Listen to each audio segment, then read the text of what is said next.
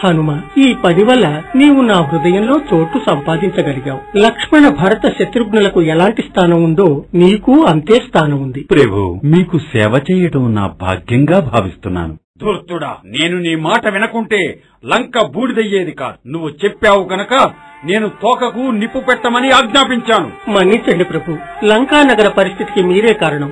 మీరు సీతను లంకానగరానికి తీసుకుని రాకుండా ఉంటే లంకకు ఈ పరిస్థితి వచ్చేది కాదు. ఇప్పటికీ మించిపోయింది లేదు. మర్యాదగా సీతను రాముని వద్దకు పంపేయండి. ఇలా చేస్తే లంకకు వచ్చిన ఆపదను తప్పించవచ్చు. ఓరి నీచుడా, నువ్వుండేది లంకలో, మాట్లాడేది రాముని పక్షమా? నీకు రాముని పట్ల అభిమానములుంటే నువ్వు అక్కడికే వెళ్ళు. మహారాజా, నీవు నా అన్నవు. మీ నాశనాన్ని నేను చూడలేదు. ఏమన్నావు? ఆ వనవాసి నన్ను నాశనం చేస్తాడా? లంకను నాశనం చేస్తాడా? ఎంత ధైర్యం నీకు? నీకిక్కడా చోటు లేదు. పో ఇక్కడి నుంచి. విభీషణుడు రాముని పాదాల చెంతకు చేరాడు. లక్ష్మణుడు, హనుమ, జాంబవంతుడు, అంగద, నాలుడు, నీలుడు అందరూ సాగర తీరం వద్ద నిల్చున్నారు.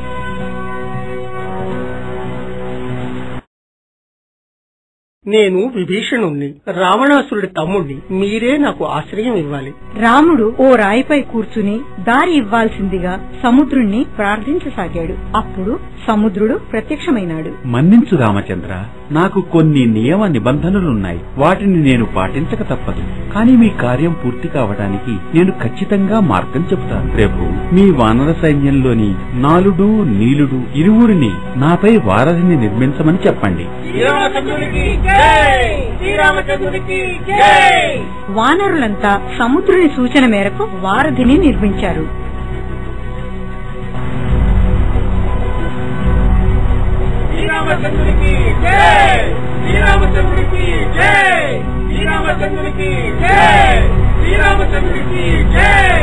నేను రావణునికి మరో అవకాశం ఇవ్వాలనుకుంటున్నాను. మన వైపు నుండి ఒక దూత రావణునితో సంధి మాట్లాడ వెళ్లాలని నేను అనుకుంటున్నాను. నా లెక్క ప్రకారం సంధి మాట్లాడడానికి అంగదుడు సరైనవాడు. ఎందుకంటే అతని తండ్రి వాలి రావణుడి మిత్రుడు.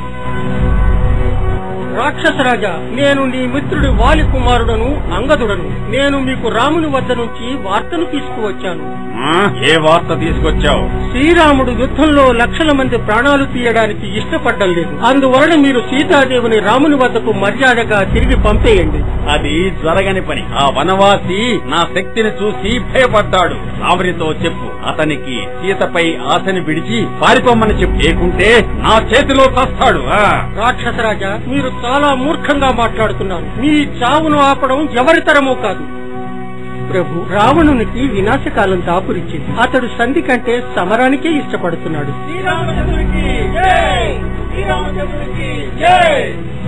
మరుదినమే రాక్షస వానర సైన్యాలకు మధ్య భీకర పోరు జరిగింది.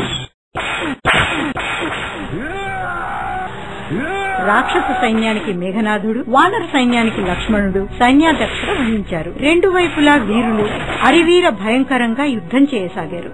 అప్పుడు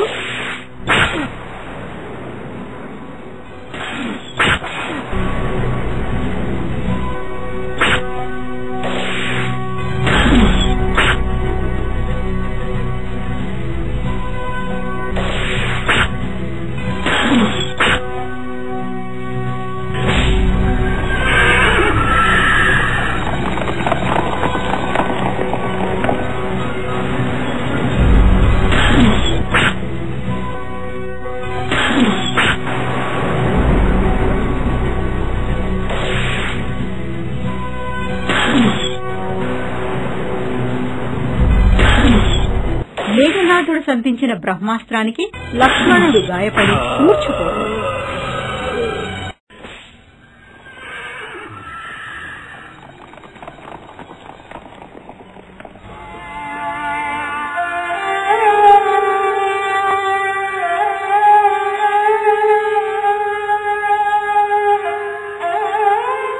హిమాలయ పర్వతాలలో మానస సరోవరం మధ్యలో ద్రోణాచల పర్వతంలో సంజీవి మూలిక దొరుకుతుంది. దానిని రేపు తెల్లవారుజాముకంతా తీసుకుని వస్తే లక్ష్మణుణ్ణి బ్రతికించవచ్చు. మీరేమీ భయపడకండి. సంజీవి మూలికను నేను తీసుకుని వస్తాను.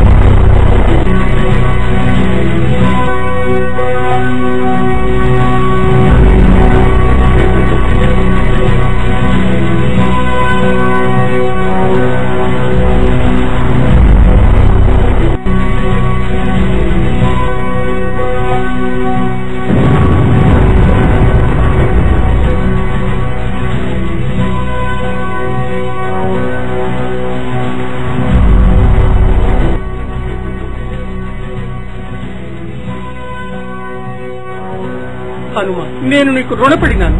రామ సైన్యానికి రావణ సైన్యానికి మధ్య చాలా రోజులు భీకర యుద్ధం జరిగింది.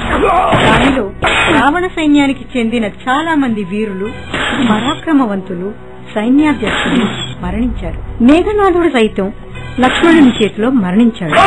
అలాగే బలశాలి భీకరకాయుడు అయిన కుంభకర్ణుడు సైతం రామునిచే చంపబడ్డాడు.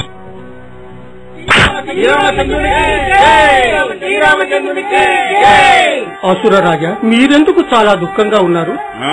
అహిరావణ, ఇప్పుడు లంకా రాజ్యం చాలా క్లిష్ట పరిస్థితుల్లో ఉంది. ఏ మేఘనాథుడు కుంభకర్ణుని చూసి దేవతలు భయపడ్డారో వారిని ఇద్దరు సామాన్యులు యుద్ధంలో చంపేశారు. లంకను ఈ పరిస్థితి నుంచి నువ్వే తప్పించాలి. ఆజ్ఞాపించండి ప్రభు. నీవు పెద్ద మాయావివి. నీ ఆకారాన్ని మార్చుకోవటంలో నువ్వు దిట్ట. నువ్వు సూక్ష్మ రూపాన్ని ధరించి రామ లక్ష్మణుల గుడారానికి వెళ్లి నీ మాయాజాలంతో వారిని బంధించు. వారిద్దరూ అక్కడ లేకుంటే వానరులు తమ ధైర్యాన్ని కోల్పోతారు. అప్పుడు నేను వారిని సులభంగా ఎదుర్కొని చంపివేస్తాను. తర్వాత నీవు పాతాళంలో దేవీ పూజకు రామలక్ష్మణులను బలివ్వు. ఈ విధంగా రాక్షసులను పెద్ద ఆపద నుంచి కట్టెక్కించు. రాక్షసరాజా, మీరనుకున్నట్లు రామలక్ష్మణులను బంధించడం అంత సులువేమీ కాదు. ఎవరి ముందు మేఘనాథుడు కుంభకర్ణుడు సైతం వీరులే నిలవలేకపోయారో వారిని బంధించడం నిప్పుతో చెలగాటం వంటిది. కానీ మీ ఆజ్ఞను శిరసావహిస్తాను. నాకు ఆ శక్తి ఉంది. నేను రామలక్ష్మణుల గుడారానికి వెళ్లి నా మాయాజాలంతో వారిని బంధిస్తాను. దానితో మీ విజయ ద్వారాలు తెరుచుకుంటాయి.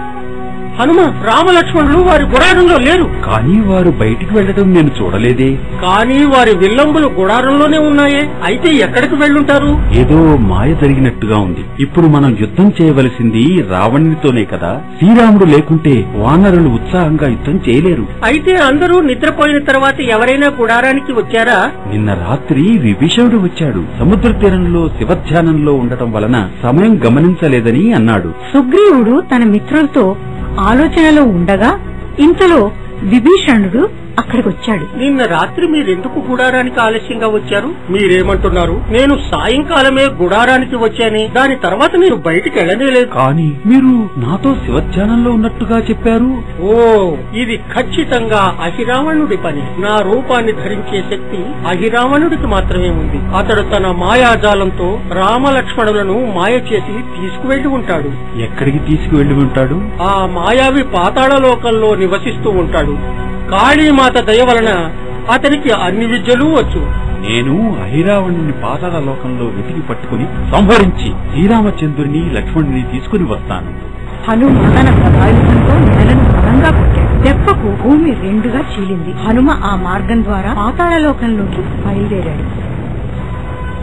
ఈ పాతాళలోకం రావడానికి నీకెంత ధైర్యం? నిన్నిప్పుడే యమలోకానికి పంపేస్తాను. నా దారికి అడ్డు తప్పుకో వానరమా. నేను శ్రీరామచంద్రుని కోసం ఒక గొప్ప కార్యాన్ని చేయాలి. నీవు నన్ను ఓడిస్తే గాని లోపలికి వెళ్ళలేవు. నేను హనుమపుత్రుడను. నా పేరు మకరధ్వజుడు. పాతాళలోకం రాజు నన్ను ద్వారపాలకుడుగా నియమించాడు. నువ్వెట్లా హనుమంతుని పుత్రుడివి? నేను అపర బ్రహ్మచారిని. మీరు నా తండ్రి గారా? నా దారి నుండి తప్పుకో. నీవు ఖచ్చితంగా ఏదో రాక్షస నాయివి. నేను నిజమే చెప్తున్నాను తండ్రి. నేను నీ కుమారుడనే. మీరు లంకా దహనం చేసి తిరిగి సముద్రాన్ని దాటేటప్పుడు మీ నుండి చెమట బిందువు ఒక చేప నోటిలో పడింది. ఆ చేప గర్భం నుండే నేను పుట్టాను. ఆ చేప ఎక్కడుంది? ఆ చేపని జాలర్లు పట్టేశారు. అప్పుడే దానిని కోసినప్పుడు దాని గర్భం నుండి నేను బయటకు వచ్చాను. తర్వాత అహిరావణుడు పాతాళలోకంకు తీసుకువచ్చి పెంచి పోషించారు. నీవు నా పుత్రుడవైతే ఏమి? నీవు నా దారి నుండి తప్పుకో. మీరు నన్ను ఓడించి బంధించండి. తర్వాత మీరు లోపలికి వెళ్ళవచ్చు. హనుమ మకరధ్వజుని ఓడించి అతని తోకతోనే అతన్ని బంధించి పాతాళలోకానికి లోపలికి వెళ్లాడు.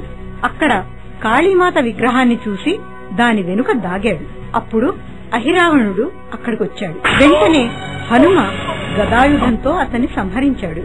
అహిరావణుడి మరణవార్త విని రావణుడు కంపించిపోయాడు. కాని అతడు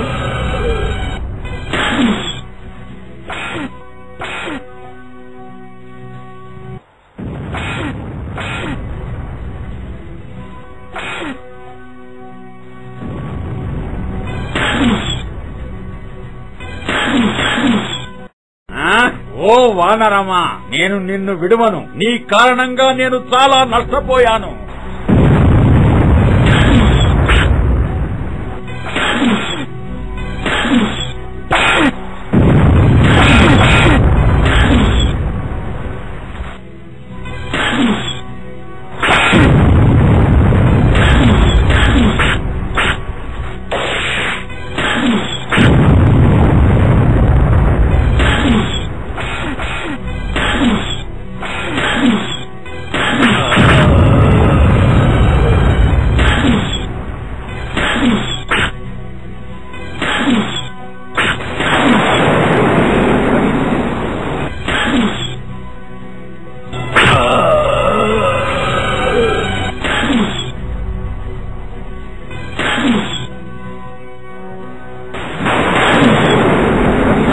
రావణుడు అంత తొందరగా చావడు. అతని నాభిలో అమృతం ఉంది.